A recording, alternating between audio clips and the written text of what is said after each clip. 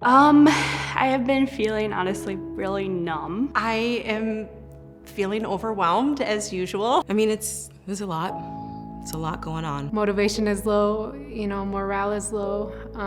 We're exhausted. I have had to teach, it will now be 5 different ways in the last 9 months. Once you get comfortable, I've, started to get into groove of things, and then it gets totally flipped. I went from teaching a class in a normal setting to being completely distanced, and then coming back to a hybrid situation where I teach half of my students 2 days a week and the other half the other 2. And then teaching online on top of that. We're doing it this way 1 minute, and then next week we're gonna do it another way. I mean, if you're an elementary school teacher, you're all the way back in person, all of a sudden from distance. It's just kind of a big question mark. I mean, my workday doesn't end. It literally doesn't end. From wake up to finally going to sleep, I mean, even in your dreams, you're working as a teacher. It's just the nature of the job right now, which is hard. It's tiring. It's emotionally and physically draining. I can't do it. It's just not sustainable. I'm considering taking a leave at the end of this year or switching careers. I know for my own mental health that that's something that I have to look into. It's been eye-opening. It's a year that a lot of change is taking place. I don't know a single teacher that doesn't want to try to decompress some of this right now. The most difficult part about it is not seeing the kids, not seeing the smiles. I really liked my group of students last year, and I really was sad that I couldn't finish the year with them. It's interesting to think way back that far. This year has been a blur. A lot of the summer was honestly, I think, de-stressing and deconstructing the spring, because the spring was terrible. It was terrible. March was panic. March was all hands on deck. In March, Zoom was still fun. Now I get an invite to Zoom and I'm like, no, decline. I remember the week before schools were shut down, one of my students said, do you think schools are gonna close? And I was like, I have no idea, I have no power over this. We came back on Monday and they told us, hey, this is gonna be the last day for 2 weeks, and then we're gonna hit spring break, so this is about to be 3 weeks off. My daughter, she goes to a different school district than I teach in, and their teachers union actually had a strike. So in total, she missed a month of school. And as teachers, we had time to prepare, but we didn't know what we were preparing for. We just kind of threw stuff at them, and we were like, please do it, please, please, please do it. I think at the beginning it was hard to adjust. In the building, when you working with kids, you going to lunch, you going to the classroom, you doing hall duty, you saying hi, hugs, all those sort of things, that comes with this interpersonal job, and then you're shifted to your home. By the time, I think our last day of school was June 6th. By the time June 6th came, I mean, we were done. We didn't have any structured synchronous Google Meet times, and that was demoralizing, honestly.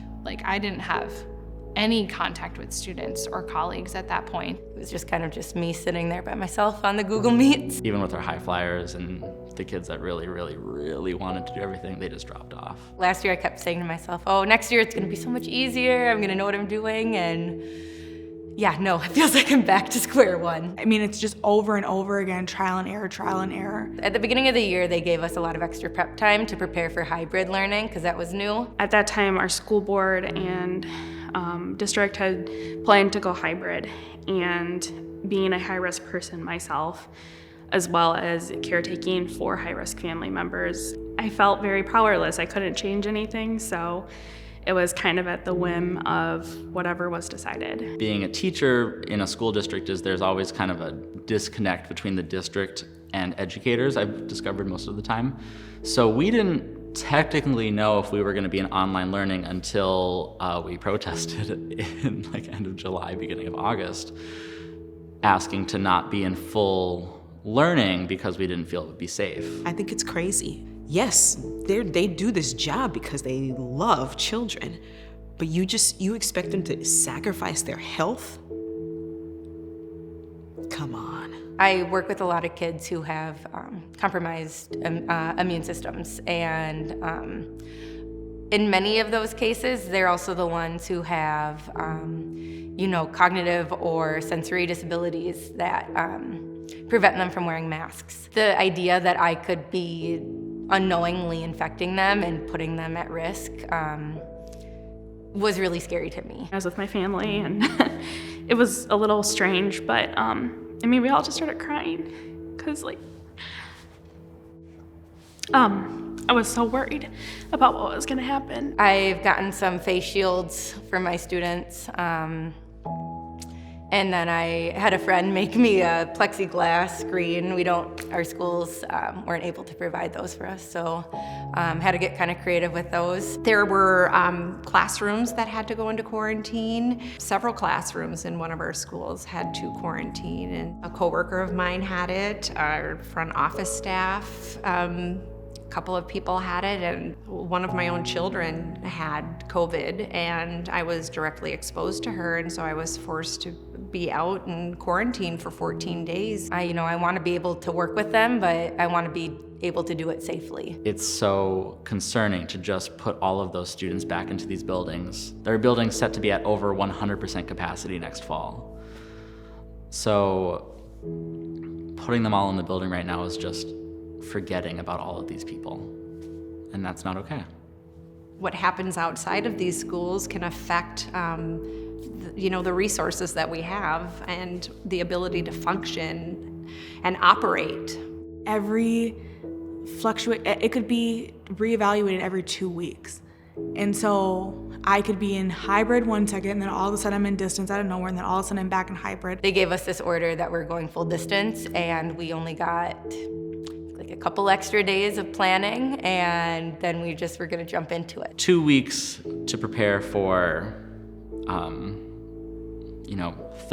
over 30 weeks of instruction is not enough. It felt impossible. What they're putting up with is insane. I am teaching my students online, so I'm teaching 24 6 and 7-year-olds through the computer. I'm expecting 6 and 7-year-olds to get onto Google Meets at certain times and know how to mute and unmute their microphones and deal with technical difficulties. If they're not there in front of us, if they leave the screen and just, run off into another room, we're just kind of stuck. There's not a whole lot we can do. Their engagement on a computer is much shorter than when they're in person. They'll FaceTime while they're on the screen. I can watch them talking to their friend while their screen is on.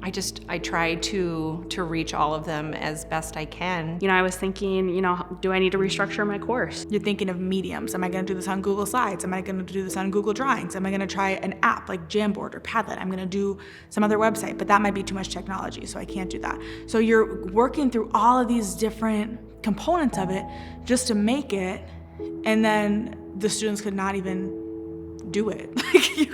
You could actively watch them not do it over a bunch of blank screens, and then you're like, oh, nice. Usually in my classroom, I can look around the room and I can say, okay, I know that student knows what they're doing, I know that student knows what they're doing, I know that student needs to learn these fingerings, but right now I don't see them and I don't hear them. So they're all muted, and I'm playing their music for them with a metronome going off in the background, and they play along with me, but they're all muted, so I don't really know what it sounds like, and I don't really know if they're engaging with it. They're all just little colored dots on the screen, and I'm just like, all right, 1, 2, ready, go, D major, and then we play the scale. And I have no idea if they're struggling or participating or succeeding. That's exactly how it feels. You have this very neutral, just a picture, sometimes just a letter.